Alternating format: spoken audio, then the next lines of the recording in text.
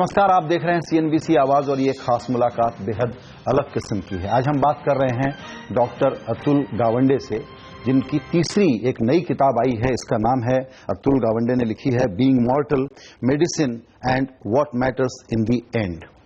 ये किताब इस बारे में है कि हम डॉक्टर के जो डॉक्टरी पेशे के लोग हैं, वो बुढ़ापे को, जीवन के आखिरी मुकाम को किस तरीके से हैंडल करते हैं, एजिंग को और डेथ को किस तरीके से मैनेज करते हैं। बहुत ही दिल को छूने वाली किताब है।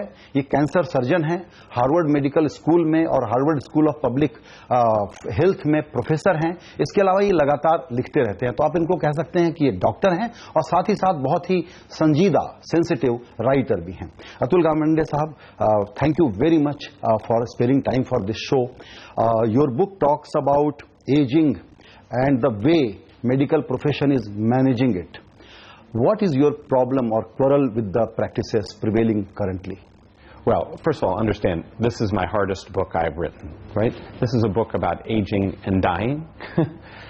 But it's important to talk about because we are dramatically changing what happens as we age and die in this modern era where we've medicalized mortality. We've turned mortality into something that we say, you know, the doctors will take care of that. And the irony is that, so I'm a doctor, I went through my medical training, I've now taken care of a lot of people who've died, and what I can tell you is that when we take the dying and put them into our hospitals, we cause suffering. We cause suffering. We always have something last-ditch to offer that may not do any good. An operation, a chemotherapy, put you in the intensive care unit, put you on the machines, and more this is the way we go. In America, it became 80% of people who died in institutions, in medical institutions. And I am seeing that it's becoming the same way here in India, that either we have nothing, and then people have no medical care, or then they have medical care and the expectation is you never stop. You never stop. In fact, you go to the point of inflicting harm and the person suffers, may never know that they're leaving this world, and we don't have a good plan for how we want to care for our parents who are aging and dying. But the conventional belief is that doctor is supposed to try his best, make sure that person doesn't die, even though it is an eventuality. And you are talking about to decide when not to really push the boundaries. That's right. There's become a series of studies that are very powerful, and I'll give you just one. This is a study done in lung cancer patients, terminal lung cancer patients. They lived on average just 11 months. And in Boston, they did a trial. Half the patients, they got usual care, oncology care, chemotherapy, everything else. The other half, they got chemotherapy, they got the usual care, plus palliative care specialists who were people who just talked to them about what their goals and priorities were for the end of their life. This hard subject, they talked to them about what they wanted if they should die. That group who had those conversations, they stopped their chemotherapy sooner. They ended up spending less time in the hospital. They were more likely to die at home. They had less suffering at the end of life. And they lived 25% longer. Now that's because when you keep on with the toxic therapies, here's another example. I've done a lot of operations when it was the last-ditch effort. The week you are most likely to have an operation is the last week of your life. Now you'd like to move it up a little bit because all you're getting in that last week is the harm, the pain, and none of the benefit. So making good plans, being willing to discuss and have the hard conversation with your family, with your doctor, lets you draw lines that say, you know, don't take away from me the things that are important to me. If you take those away, then that's going too far. You are basically challenging the normal belief that we all are kind of mentally trained to talk about aging and death. We are not supposed to accept death, not talk about it, not tell the patient that he is ultimately going to die. That's how we are trained. Now you are radically challenging this whole mindset. So what are you telling your doctor friends? Well, there's a couple things. One is, death is not failure, which is really hard. It was hard for me to understand. But you take someone whose disease is advanced or they've become very frail, and you feel, I have to do something more that only hurts them. That is not success. That is failure. Death is normal. That's number one. Number two is to understand something that we have disregarded. People have priorities in their lives besides just surviving one more day. They may have the belief that they want to be home to be with their family more than in the hospital. They may have a last project, a last something they want to accomplish. My father had a brain tumor, and I write about him in the book. He had a brain tumor, and we knew it was going to kill him. He was a surgeon. And his first priority was, I want to keep on doing surgery as long as I can. And so the treatment was focused on how he could keep doing surgery. But when he couldn't do surgery anymore, then he said, well, as long as I can have a social life, I can talk to friends, I can see friends, Skype with my family in India, that was good enough for him. Now, the disease reached a point, it was in his brain, and so it began to make him quadriplegic, and it reached a point where it was beginning to take away that ability to talk to people and see people. And then his only priority was, keep me out of pain. Now, the doctors had a hard time understanding that. They just wanted to try another chemotherapy, which we already knew was not working. And so we had to force and say, no more chemotherapy. Please help us make sure that he has pain medicine, pain control, and can be at home. How are your doctors, friends, colleagues are responding to this kind of proposition? So it's been extremely interesting. This is a book that tries to articulate what I think all of us in the profession have been feeling. We've come through a 50-year experiment in medicalizing mortality. 50 years ago, everywhere in the world, people died at home, mostly died at home. US, Britain, India, everywhere. Today, we're having this become a place where you die largely in institutions, nursing homes and in hospitals with anonymous attendants looking after you. Often you are alone. And we see the suffering that is caused, and we have to create a new kind of dying where people can remain in control of their life, even in the last phase of their life, can return home if they want to be home, be with family if they want to be with family. And the response from my fellow colleagues has been extremely supportive. There's been two kinds of responses. Number one, this seems right. Number two, but how do we make it happen? And one thing that I bring across is that there's just a few key questions that we as doctors should be asking patients regularly, and it should be normal to ask. Mm-hmm. What is your understanding of where your health or your condition is at this point in time? What are your fears and worries for the future? What are your goals if time becomes short? And what are you willing to sacrifice during care, and what are you not willing to sacrifice? And with those answers, we're likely to provide just plain better care. I think families and patients can even ask each other those same questions. We have parents, we live apart from them now more and more in India. And we don't normally have these discussions about what's happening to them as they become sicker or weaker. But we can ask, what are your fears or worries for the future? What are you willing to sacrifice and not willing to sacrifice? And these are important. Why has this happened? Is it only human urge that I just don't want to die? Or is it doctors' fault? Or is it healthcare or medicine business that has actually pushed doctors to do whatever it takes, but not the patient die, spend money, over-medicate, do over surgeries? What? I think it's a couple things. One is that, look, we've added 30 years to people's life in the last century where you have access to all of these medications. Public health plus medicine, 30 years. You know, you can live into your 70s as a matter of average if you have these capabilities. And so that gives great faith that it will be able to add maybe 1 more year, please. maybe 3 more years, please. 5 years, maybe. Can I ask for that? And the difficulty is that's not how it works. It's still your body that is driving the process. And we're shifting from dying of an infectious disease, dying from an injury, to now, you know, it's your old age. And old age is one where everything little by little breaks down.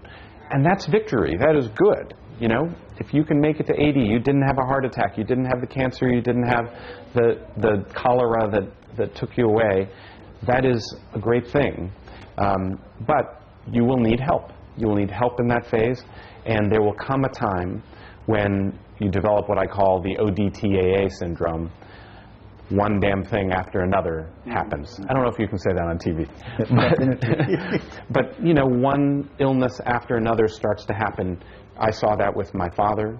You know, you may see that with your parents, that there comes a time when you see them weakening and coming in and out of the hospital, and now's the time when to ask, okay, if your health is worsening, yes, we will do everything we can, but if your health is worsening, where's the line? What's the line we do not cross? You want to be alive. Tell me the reasons you want to be alive. Doctor Atul Gawande से बातचीत जारी रहेगी। ये बता देना बेहद ज़रूरी है कि डॉक्टर गावंडे के पिता महाराष्ट्र के यवतमाल से थे और इनकी माताजी अहमदाबाद से हैं। तो ये इनका इंडिया कनेक्शन जो पर्सनल या प्रोफेशनल तौर पर है वो कैसा है और आने वाले दिनों में कितना बढ़ेगा, ये भी जानने की कोशिश करेंगे एक छोटे से ब्रेक के बाद।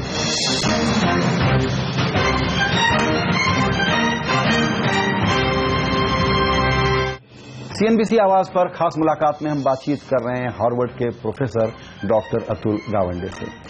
Doctor Gawande, you spoke about the last years. In India, when we look at America, and your book is largely based on American experience, we think they are great nursing homes, they are great retirement homes, and actually elderly people are very comfortable in those places. And India also need to do that. In last few years, actually, we are also talking about it, doing putting up these retirement homes. What would you tell Indian professionals on this issue? Well, I actually end up reporting a fair amount from watching this transition happen in India. I go to the high-end retirement complexes that are forming here in Delhi, to the pay-and-stay homes for the middle class, and then also to the kind of Dickensian almshouses, almost warehouses, for the destitute, poor elderly who are abandoned in parks and in hotels. And you're in that middle transition that U.S. and Europe went through during industrialization itself. You know, economic progress happens because you give young people freedom. Freedom to live where they want, to work where they want, to marry whom they want. And when they follow opportunity, they leave the elderly behind. We have no plan for the elderly. That leaving occurs with some guilt. You know, so that sense of abandonment occurs with a couple things happening. Number one is that, you know, the parents are often young still, making a good living, happy to see the children go, but then they get to later years and they may not be able to work anymore. And then there's financial insecurity. So what happened in U.S. and Europe is we created a pension system. We gave a guaranteed income to people over age 65. And as India's economy progresses, that's going to be the next thing that's going to be required. It changes health and it changes well-being, because poverty is not living without, poverty is not just being old. The second thing that happens is that as people get income, you start seeing interesting choices. The first thing the elderly do when they start getting economic security, they do not want to move in with the children. They want their own space. And that's why you see the rise of these retirement complexes and other places like that. People don't like living under their sons and daughters' rules, and the sons and daughters don't like living under the parents' rules anymore. And so we live at what the sociologists call an intimate distance. We like living near one another, but not too near. And that whole industry, therefore, has become one of the fast growth industries, not just in India, it's in Asia, all over, China, Korea, Vietnam. The rise of housing for the aged who want to be independent, who want to live on their own. And so you see more and more the elderly live alone, but that is because they want to live alone. Where it becomes a problem is when they get old enough to start becoming weak, their strength fails, or chronic illness comes, or frailty sets in, and they start having falls. And there we have no plan. There we have no plan. And so they end up in the hospital, they stay there a long time. We may find a nursing home, but nursing homes are kind of warehouses for the elderly in this way. Even if they're safe places, they're places without imagination of, you know, who is your mother or father, and what do they want as the kind of life they want to live in the last year or two, even few months or even few weeks. People can have purposes in their lives and things that they want to do that really matter in their lives. They want to see friends. They want to go out to eat.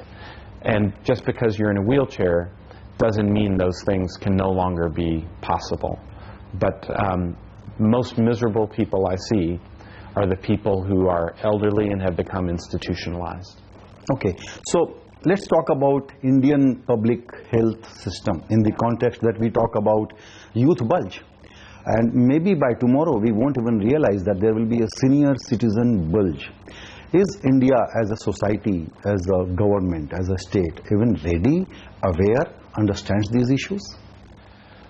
Well, I think there's awareness, but action for what can be done around these issues is a big distance right now. Some of the struggle is over the fact that the government system cannot keep up with providing all of these services, and so there's been a tremendous growth in private sector services. And I think that like in the U.S., we're still negotiating the relationship between the government and the private sector. The primary relationship, I think, is that people should be able to understand how is that sector performing. So, you know, some of the work that I do here, and I do it in other countries as well, is on my public health side. So we have been doing work where we measure, for example, at childbirth, how you come into the world. Still very dangerous. Still one of the most dangerous experiences in people's lives. And the key things are, India is moving to delivering in hospitals, but those hospitals are not safe. So does Indian private sector health system also worry you? Because when they see a patient, they actually see a client walking in. Yes, it's like they see a wallet attached to a human being. And we see this phenomenon in the United States, right? We call it doing the wallet biopsy. When a patient comes in, how much do they have? You know, that is a dangerous thing for the trust of a system. A healthy... And tragic for a country like India. It is. A healthy health system is one where, you know, you as a person will need the health system to be there for your acute illnesses, whether you have an eye problem or a foot problem. You will need it to be there for chronic illnesses, because now hypertension, diabetes, depression, these are conditions now that are common. And you need it for prevention, prenatal care, vaccination. That basic primary care system, people do have people they go to. What we see in the studies, that they are often going to a private sector doctor. They may not even be a fully trained doctor, but if they offer some time and some trust, we feel we are getting something. Right now, the average visit to an Indian doctor for these circumstances, let's say you have a bad chest pain, average visit is just 3 minutes. There's barely any examination. They don't take your pulse. They don't take your blood pressure. They ask you just 3 questions, and then they give you, on average, 3 medicines, most of which are wrong. There is a bell curve, though, and there are a few who do a better job, But it's exposing. You know, this is part of why I write. for the public as well as the medical profession. I think we have to expose these failures of professionalism. I think we can hold ourselves to higher standards, and we can pull apart why does the system fail this way. And most often that system fails this way because we've not created, I think the missing element is we don't recognize when there's excellence. We don't even seem to care when there's excellence. If we can show that we know when there is excellent care, and we will reward it. And it doesn't even have to be financially, just with recognition that we know the difference between bad care and good care, and it's not just punishing the bad care, because we could punish everybody. So this is very interesting. On one hand, you are working for safe birth. On the other hand, it can be said that you are trying to make sure that the end of life is comfortable, happy, and dignified. How are you going to amplify this particular message, the latest book? Maybe people are trying to do some more work around that as a follow-up, as a film. Yeah. Well, so there's a couple things. One is, I am very interested in the idea that in the course of life, you need health care to be there, but it's for different purposes, right? It's at the beginning of life and how the child comes into the world. There are critical moments in the course of life. You might need an operation. You might need chronic care for particular problems, and we have to have systems that are in place for those. And then you come into the end of life, and medicine has to be a proper resource there as well. We are particularly poor at this end of the spectrum right now, and trying to bring these ideas more widely. I've even gone so far as we're making a film version of my book, still to be called Being Mortal, but right now it's for American television, our PBS program. It will be a film on American television. Yeah, a documentary.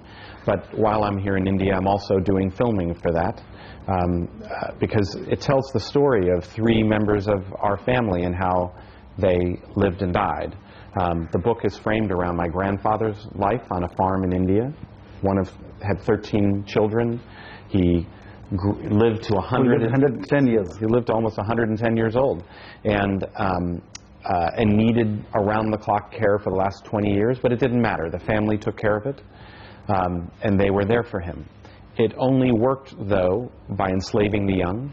You know, young women, even the sons, had to wait until their 80s, wondering when they will inherit land.